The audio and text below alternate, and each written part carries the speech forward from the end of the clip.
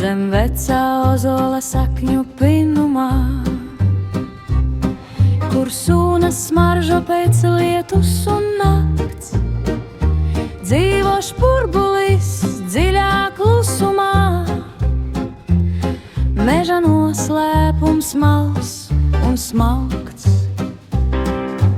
Tik pāris sprīžus bez astes garš, lokans kā sakņu vijums pats, zaļgam brūns ar sūnu krāsu rakstā, sudrabots vēders kā rīta stars. Ai, špurbuli, špurbuli, neslēpies gan, ai, špurbuli, špurbuli, parādies man.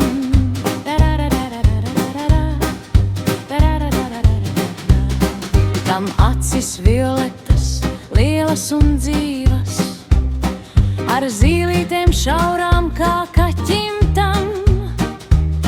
Tās tumsā mirts kā divas sīkas zvaigznes, kad naktī tas iznāk klusi bez skaņas.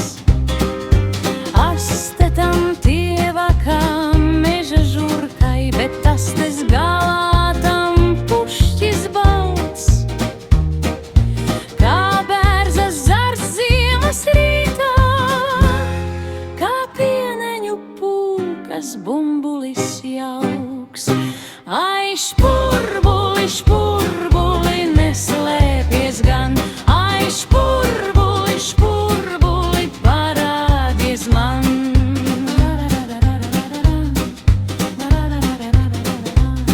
Ja briesmas nāk, tas pušķi kustina, skan šmaukstoņa slepens zvans, lai citi špurbuļi pazūd saknēs, un mežs atkal kļūst noslēpumaini klus. Visas kājiņas mīksti kāpj, nakstam sīks, bet drošunas, deguns trīsošs zem zemes slāņa, barību sajūt pat 10 sprīžus tālu tas. Ai, špurbuli, špurbuli, neslēpies gan, ai, špurbuli, špurbuli, parādies man.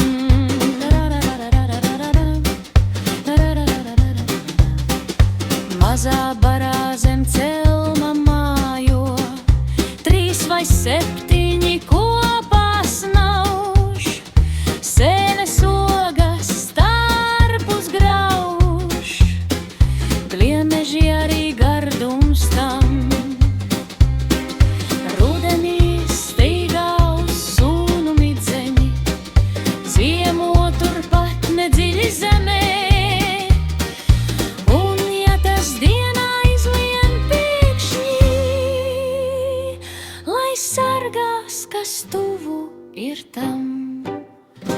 Ai, špurbuli, špurbuli, neslēpies gan, ai, špurbuli, špurbuli, parādies man.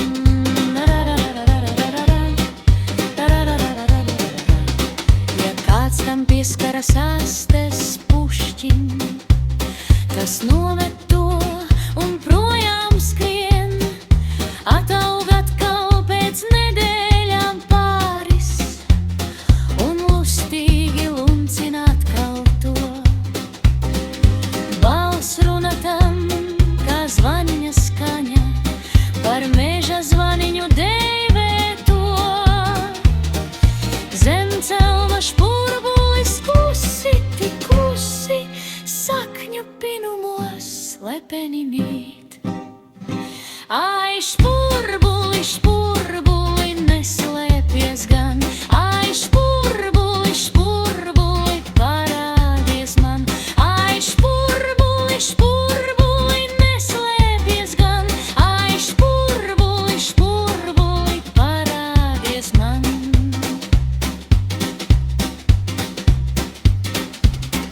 Da da da da da da da da. Da-da-da-da-da-da-da-da-da.